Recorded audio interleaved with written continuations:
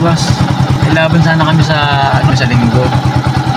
Fairness ngayon, kahapon nag-cancel si Andrea Jojo. Sabi ko bakit? Sabi niya 2 days na raw siyang nagagamot, nagba-vitamins. Sabi niya parang walang epekto. Sabi niya mahina daw kasi ang katawan ng manok pag maulan. Maulan kasi dito mga boss. Bilang may-ari ng manok, bilang bumibili ng mga multivitamins, mga vitamins na ginagamit ng manok, sa plus point sa akin yan. Kasi ibig sabihin yung ating handler merong pakialam dun sa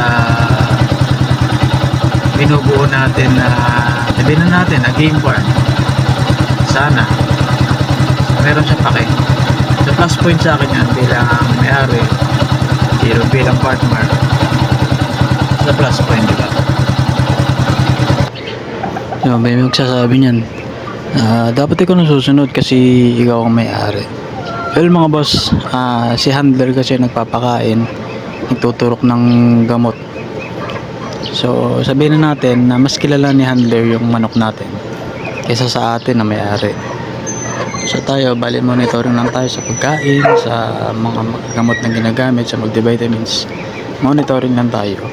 Tapos kung may mapansin man tayo, yun sasabihin natin kay handler. Kaya pagdating sa pagdidesisyon, so may points din si handler.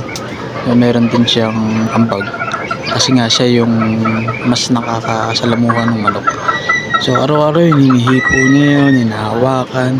Minsan makikita mo, inaamoy-amoy niya. So, ewan ko bakit. Pero kasi mga boss, merong amoy ang manok na may sakit. So may kakaiba siyang amoy na lansa. So yun lang mga boss. Salamat.